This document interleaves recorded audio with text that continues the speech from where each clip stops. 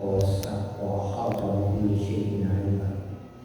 أشهد أن لا إله إلا الله وحده لا شريك له وأشهد أن محمدا عبده ورسوله شهادة حقا. اللهم صل وسلم على سيدنا محمد وعلى آله وصحبه من بجميع الحقوق القدر. Bapak-bapak, ibu-ibu hadirin hadirat jamaah subuh yang dimuliakan Allah. Kajian kita subuh ini berkaitan dengan ibadah sebagai fitrah.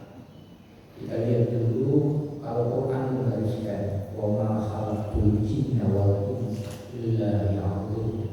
Tidak aku ciptakan jin dan manusia itu kata Allah kecuali untuk beribadah kepada. Lalu apa yang kita sebut dengan fitrah? Jadi fitrah itu adalah asal kejadian manusia, itulah fitrah yang senantiasa ingin mengenal Allah dan bertauhid, itulah agama. Jadi pada dasarnya itu adalah fitrah manusia. Ayat Quran yang kita kaji dalam kaitan ini, kita lihat misalnya di surah Al-Baqarah. Jadi kalau Allah dalam Quran menggunakan seruan ya ayyuhan nas, itu menandakan bahwa Allah menyeru, memperkenalkan nilai-nilai universal. Ya ayyuhan nas u'budu rabbakum alladzi khalaqakum wal ladzina min qablikum la'allakum tattaqun. Jadi seruan Allah kepada seluruh manusia itu menandakan bahwa semua manusia itu mengenal dalam kaitannya dengan apa yang disebutkan oleh Allah. Ya ayyuhan nas. Jadi bangsa apapun, dimanapun dia hidup, kapanpun dia berada, itu semua terpanggil oleh seruan ini. Jadi ya ayyuhan nas, beribadahlah kamu kepada Tuhanmu yang menciptakan kamu dan menciptakan orang-orang sebelumnya. La'allakum tattaqun, semoga kamu bertakwa. Jadi ini yang kita sebut dengan seruan universal, seruan yang meliputi semua manusia. Karena kita sebut tadi fitrah, siapapun dia, apakah dia Islam, non-Muslim, Yahudi, Nasrani, semua fitrahnya itu adalah kejadian mengenal Allah atau ingin dekat mengenal. Maka ketika kita melihat seruan Allah tadi dalam surah Al-Baqarah itu ayat 21, ini 22, 21, ini ayat surah Al-Baqarah 183, nanti juga ya Al-Baqarah 22. Jadi ya ayyuhalladzina amanu, jadi kalau Allah menyerukan dengan menggunakan term alladzina amanu, itu diperlukan hanya untuk orang-orang yang bertakwa saja, orang-orang Islam saja. Ya ayyuhalladzina amanu rabbakum. Jadi ya ayyuhalladzina amanu taqullaha wal tanzur nafsun ma qaddamat ligat wattaqullah. Jadi itu hanya diperlukan pada orang-orang yang beriman. Sama juga dengan ini. Ya ayyuhalladzina amanu kutiba alaikumusiyam. Ini yang diseru di sini adalah orang-orang yang beriman saja, orang-orang Islam, bukan kepada seluruh manusia. Jadi Allah menggunakan dua model seruan yang kita sebut ini. Kalau ya ayyuhan nas, itu menandakan Allah menyerukan sesuatu yang bersifat universal, bersifat umum. Nanti kita lihat apa betul semua manusia itu memahami nilai-nilai universal itu dan hal-hal apa saja yang masuk kategori nilai universal dalam ajaran. Jadi berbeda kalau Allah menggunakan kalimat ya ayyuhalladzina amanu. Ini hanya diperuntukkan untuk orang-orang yang beriman. Jadi setiap ayat yang menggunakan seruan seperti itu, kalau ya ayyuhan nas, dia adalah bersifat universal, semua manusia itu terpanggil dengan seruan itu. Kalau ya ayyuhalladzina amanu, orang-orang yang bertakwa. Ya. Nilai universal lain yang ada dalam Islam itu bisa kita lihat dalam surah As-Samm ayat 8. Fa'al amahan fujurah wa taqwa. Jadi kami ilhamkan kata Allah keburukan dan kebaikan.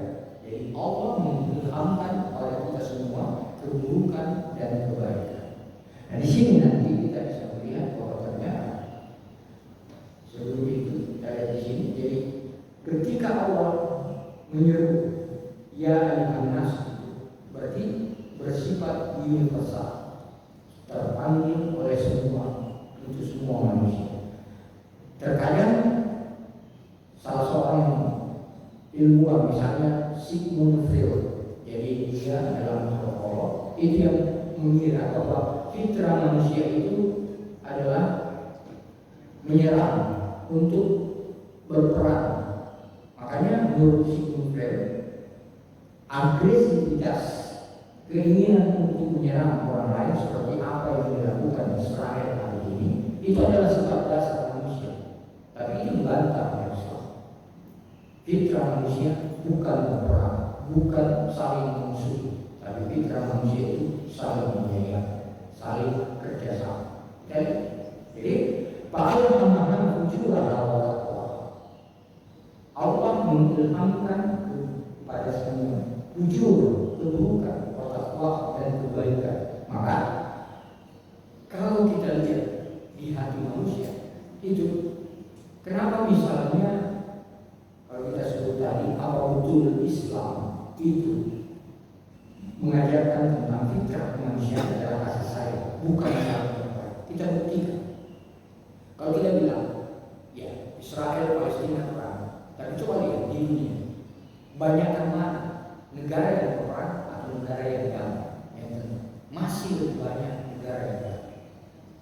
Gak usah lagi di dunia, bawa ke Indonesia. Kalau kita bilang di Indonesia banyak tempat-tempat yang tidak aman, tidak tentram, maka Quran berkata banyak tempat yang tentram atau yang tidak tentram. Masih banyak tempat yang tentram. Mungkin ada di antara kita bilang banyak suami yang sering berbuat kasar kepada istri. Quran mengatakan masih lebih banyak suami yang sayang kepada istri. Jadi Allah membuktikan bahwa Islam itu menyebut fitrah manusia itu adalah kepada kasih sayang atau kerjasama, bukan pada musuh. Karena itu dia masuk yang demikian apa? Dalam kaitannya ini, Allah mengilhamkan ke hati setiap orang itu keburukan dan kebaikan. Maka kita dalam kaitannya dengan ibadah yang kita bahas tentang ibadah. Coba kita lihat tadi ayat yang kita baca dan baca ayat. Qalilan ma tashkurun, sedikit sekali kamu bersyukur. Apa maknanya? Kita kalau beribadah dan di ayat nanti di ayat surah Al-Baqarah 22 nanti kita lihat bahwa jadi ini masih bukti. Kalau saya katakan tadi kita lihat di dunia ada memang yang berperang, tapi masih banyak itu yang damai. Kita bawa ke Indonesia, bahkan termasuk keluarga banyak atau ada suami yang kasar kepada istrinya, masih lebih banyak yang cinta pada istrinya. Ini Quran. Ya ayuhan nas, hai manusia, inna khalaqnakum min dzakarin wa untha wa ja'alnakum syu'uban wa qaba'ila lita'arafu. Lita'arafu itu membuktikan bahwa fitrah manusia itu adalah saling menyayangi dan kerjasama, bukan saling memusuhi dan bukan saling mencela. Itu bukti Islam atau Al-Quran membuktikan bahwa sifat atau fitrah manusia itu adalah kedamaian dan kasih sayang. Dia masuk yang kemudian kalau kita lihat seperti itu saya katakan tadi, seringkali kita mengatakan dalam kaitannya dengan kalau kita kaitkan dengan seruan Allah pada surah Al-Baqarah 21 tadi, Allah menyuruh kita untuk ya iman Allah Rabbakum. Kenapa Allah menggunakan Rabb? Ini dikarenakan bahwa seruan Allah dalam kaitannya untuk beribadah, Rabb itu adalah merawat, memelihara.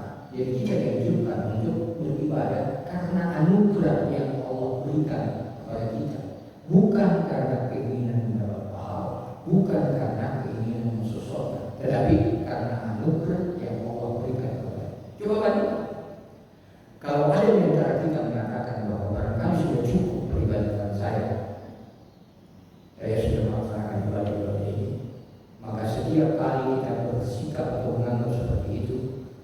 ibadah kita tidak pernah cukup dan terlalu sedikit bila dibanding dengan anugerah yang Allah berikan. Sangat sedikit. Perhatikan saja umat sebelum kita, ada di antaranya yang beribadah sampai 750.000 tahun. Dan Al-Quran menyebut seperti itu.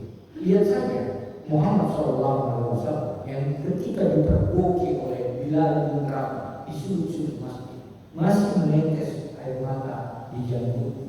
Lalu dia bilang, kenapa kamu menangis padahal Allah telah menjamin kamu masuk surga, mengampuni dosa-dosa? Apa kata Rasul? Bukankah saya termasuk hamba yang kurang bersyukur kepada kalian mana tasyukur, sedikit sekali kamu bersyukur. Jadi tidak bisa kita bandingkan peribadatan kita itu dengan anugerah Allah. Ya, ya Rasul dengan Allah. Coba perhatikan juga dalam beberapa riwayat para penghuni kubur itu sebenarnya itu menyebut dia berseru kepada Allah, minta sakit, Tuhan kembalikan kami ke bumi. Kami ingin untuk sholat beribadah meskipun sekali saja, karena dia ingin melihat seperti apa. Itulah sebabnya kalau kita diperkatakan bagaimana mungkin kamu melalaikan ibadahmu seharga apapun yang kamu cari, kamu peroleh, kenapa kamu mau mengorbankan ibadah? Padahal sekiranya kamu tahu, sekiranya kamu telah berada di alam sana, pasti kamu meminta untuk kembali memperbaiki ibadahmu. Jadi ibadah itu sebagai fitrah manusia. Ya masuk dikatakan apa? Jadi ini membuktikan bahwa sifat dasar atau fitrah manusia itu saling mencintai dan saling kerjasama, bukan berperang dan bukan saling menyerang. Dia masuk dikatakan itulah sebabnya ini yang saya sebut Al-Baqarah ayat 200 ayat 20. Alladzi ja'ala lakumul arda firasyan was samaa'a binaa wa anzala minas samaa'i maa'an fa akhraja bihi minas thamarati rizqan lakum wa la taj'alu lillahi andada wa antum ta'lamun. Ini diakhiri, jangan kamu mengambil Allah sesuatu itu sebagai Allah dan kamu mengetahui. Yang masuk dengan Allah. Jadi kita beribadah karena anugerah ini yang memberikan alladzi ja'ala lakumul arda firasyan. Jadi karena anugerah yang Allah berikan itulah kita beribadah kepada Allah, dan itulah tanda terima kasih kita kepada Allah.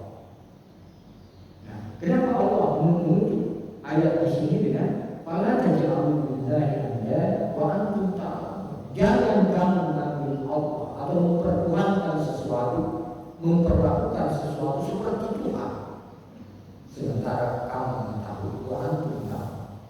Apa maknanya? Bahwa sering dalam hidup ini kita terkadang menganggap bahwa yang menserikatkan Allah atau yang mempertuhankan selain Allah mereka yang beribadah atau menyembah selain Allah, bukan. Tetapi dalam kaitan itu kamu memperlakukan sesuatu itu sama dengan kamu memperlakukan Allah. Apa contohnya? Kalau sering kali kita lebih mementingkan, mendahulukan seruan atau panggilan hawa nafsu ketimbang panggilan. Buktikan saja dari malam menjelang sholat malam atau dari subuh menjelang ke masjid. Sebenarnya kita ingin mencoba segera, tetapi fisik itu kan saya bilang ini kan kamu masih tidur, nikmat, itu nikmat beragama. Maka sekarang mereka yang memperturutkan hawa nafsunya berarti dia mengambil Allah selain Tuhan selain Allah. Kenapa? Karena dia lebih memenuhi panggilan itu.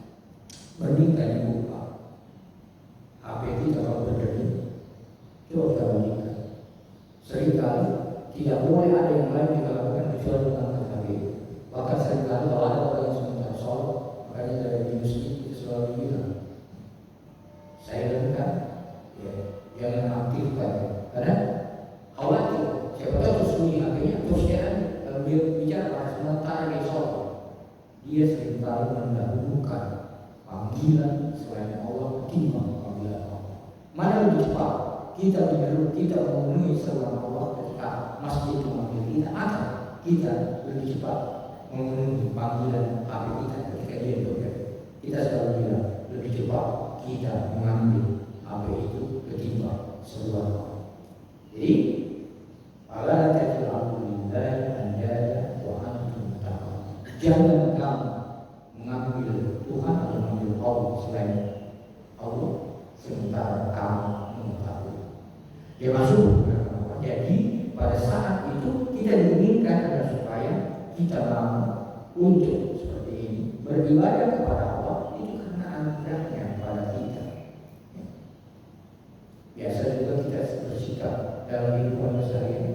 Kalau ada di antara saudara-saudara kita, keluarga kita, ya meninggal dunia duluan dari kita, kita selalu bilang beri balasan yang setimpal. Jangan itu, karena kalau mau beri balasan yang setimpal, ibadahnya tidak pernah cukup, sangat sedikit.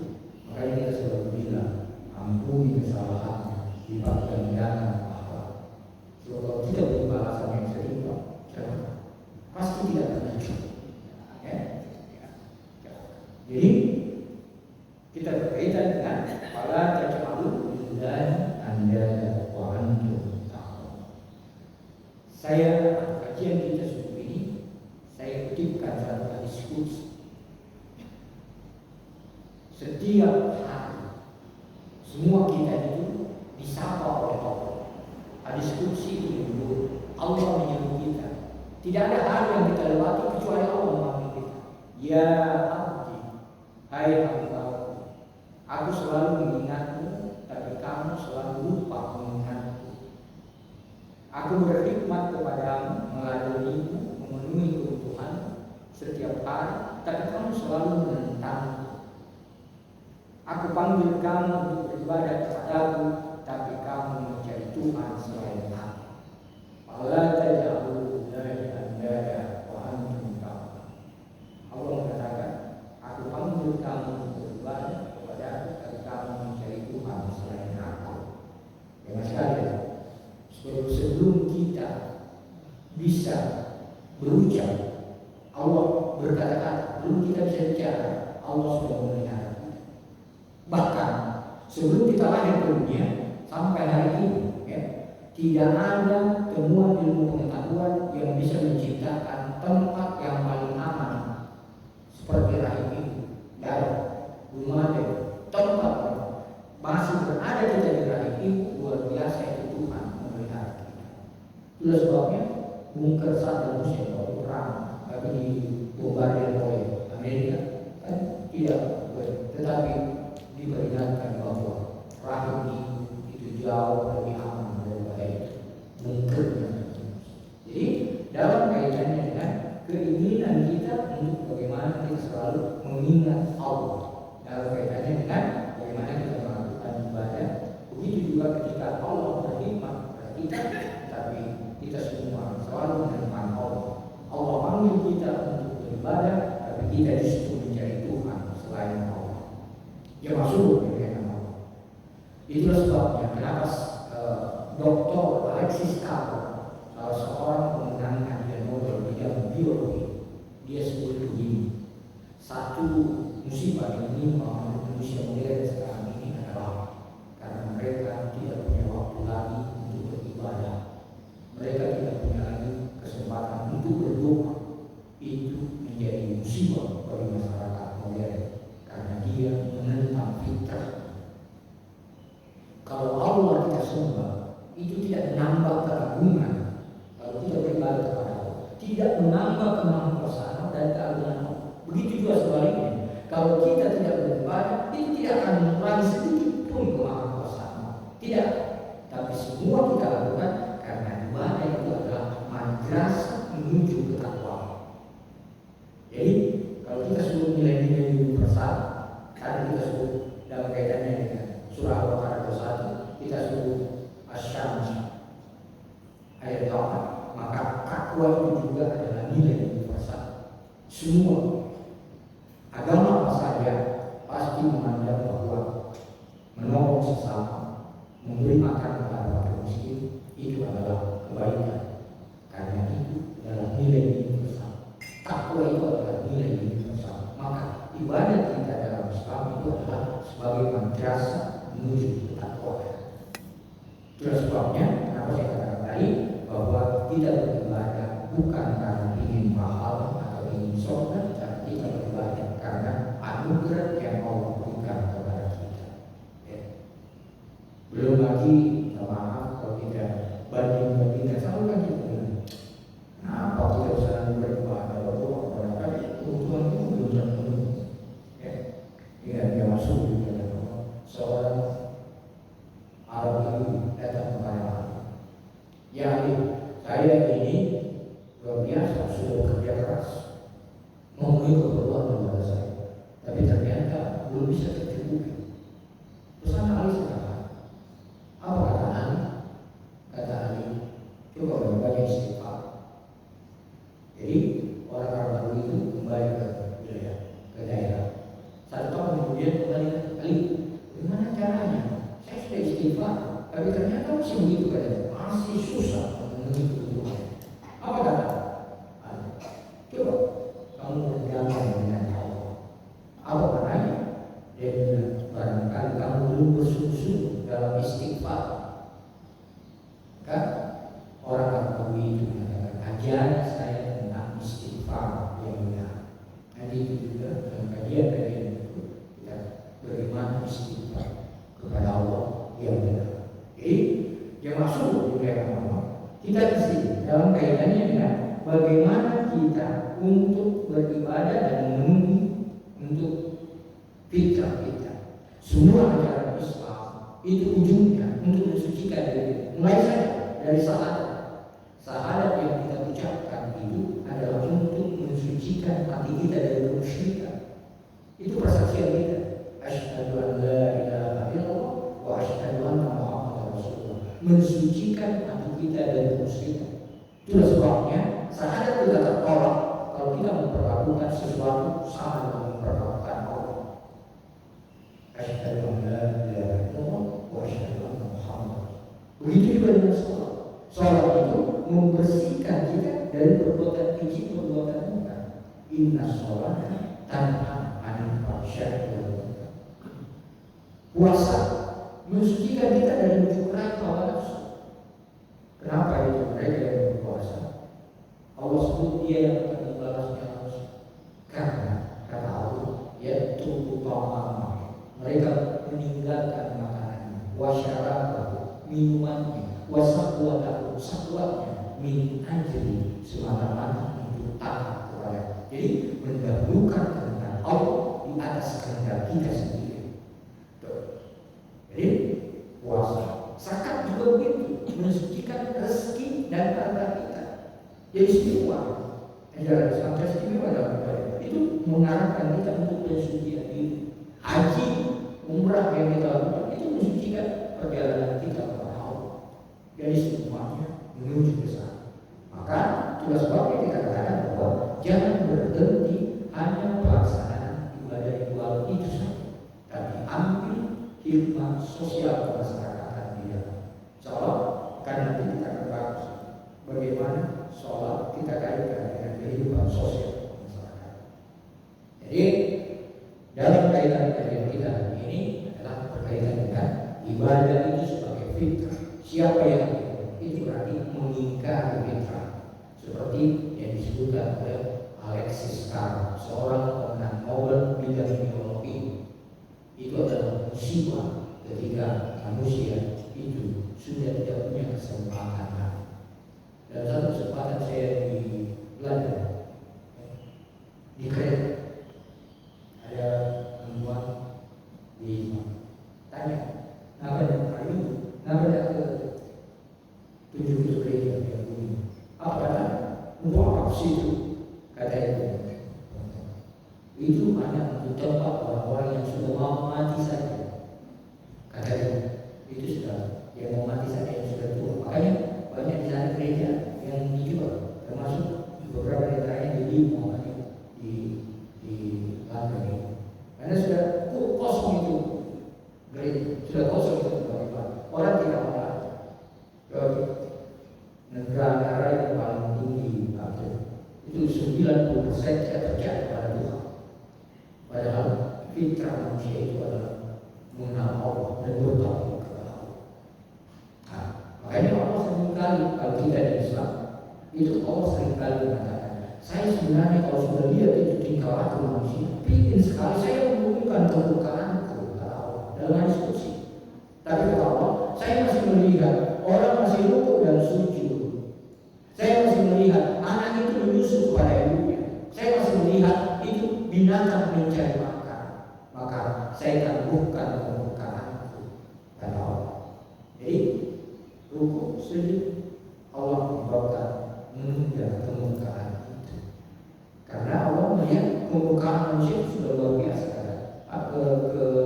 Kejahatan yang dilakukan oleh manusia sudah luar biasa.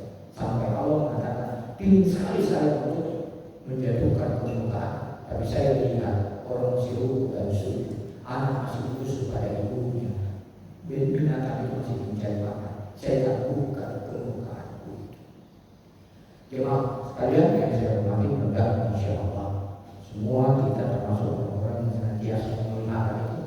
Jadi kita dulu perhatikan ibadah sebagai fitrah, lakukan saja dulu semoga juga seperti apa yang kita paham, ya. Yang juga kita mengatakan saya nanti tidak tahu. Selama kita dasar apa yang kita ketahui, laksanakan seperti itu. Sampai tiba saatnya nanti ada lagi dalil yang lebih kuat yang kita pahami, baru kita tinggalkan kebiasaan. Jangan berhenti justru mengatakan barangkali saya perlu berhenti karena saya juga tidak berhenti termasuk orang yang khusyuk dalam sholat. Tidak, karena kehusuan itu adalah sejauh mana kita mampu mengingat Allah dalam peribadatan kita. Jadi jangan bilang orang yang namanya khusyuk itu adalah yang mereka mengingat Allah sejak takbir sampai salam. Allah, Nabi bilang, siapa di antara kalian di hadapan sahabatnya yang mengingat Allah sejak takbir sampai salam, saya akan kasih baju perang saya, mengatakan saya karena memang hal itu dalam riwayat sahabat yang paling khusyuk dalam sholat. Satu ketika dalam peperangan, Ali kena panah di belakang. Jangankan di situ saja itu berteriak kalau dalam keadaan Allah. Tapi Ali bilang, tolong ucap nanti pada saat saya dalam sholat. Allah, betul dari belakang mengucap. Dia tidak rasa, padahal tadinya itu justru kalau disentuh saya itu berteriak. Dia tidak begitu khusyuknya. Lalu dia bilang, saya bisa lihat Allah sampai takbir sampai salam. Oh, dia mengatakan Allah, betul. Dia mengatakan terus. Tapi menjelang dia akhir sholatnya pada waktu tahiyat yang ada dalam pikiran Allah, bagusnya nanti baju perang Nabi kalau saya menangis. Tidak ada yang tidak bisa mengingat. Maka kita katakan khusyuk Allah. Jadi kalau kita lihat ini kata Allah minum alladzina fi sholatihim khashi'un. Sungguh bentuk orang ini siapa mereka? Yang khusyuk dalam sholat. Siapa yang khusyuk dalam sholat? Lihat di surah minum ini ayat 1 sampai 9. Itulah mereka yang khusyuk. Jadi mengingat Allah seberapa mampu kita mengingat. Kalau Bapak sholat di rumah yang dia dengan tetangga atau ada keundangan sudah bunyi kendaraannya, pasti bilang pahala ibu dalam keadaan sholat. Pasti bilang saya menjemput saya pakai baju apa nanti ke rumah. Berhenti karena ibu dalam keadaan sholat. Jangan justru tinggalkan sholat. Salah. Alihkan segera bahwa kita dalam kondisi sholat. Ini juga masih dalam batas kehusuan. Jadi kita tidak boleh larut dalam pikiran bahwa kita justru dalam keadaan. Saya kira itu yang masuk di keadaan Allah dan insya Allah kajian kita sebelum ini berkaitan dengan ibadah sebagai fitrah. Semuanya alhamdulillah memang kita ya di sebelum ini mereka terkait banyak hal sekarang yang susah ya Pak. Di Al-Quran itu setiap Sabtu saya kan begini mereka tadi kita sedang ada yang minta uang kita juga mudah-mudahan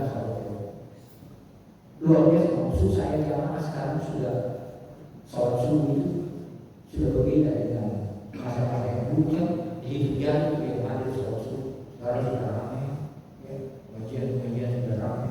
Apa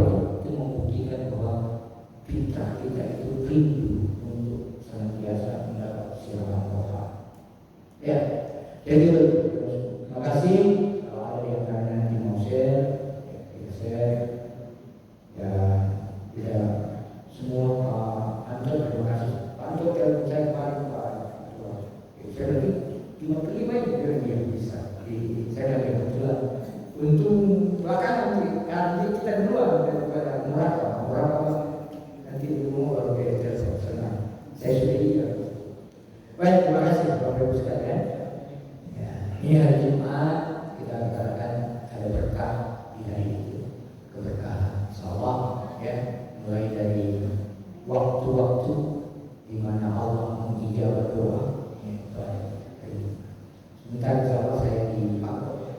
Raudatul Mufi pas perbatasan harus untuk juga ya. Saya kira itu termasuk.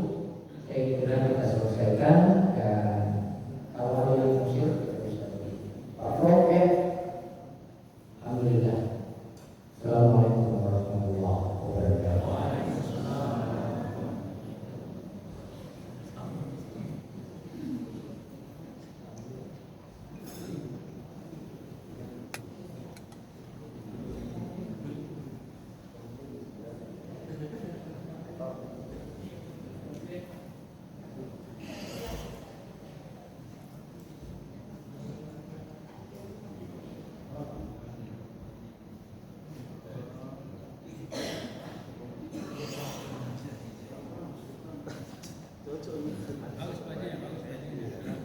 Itu saya bilang tadi Pak Ketua, sedang bagus sekali saya ini Pak.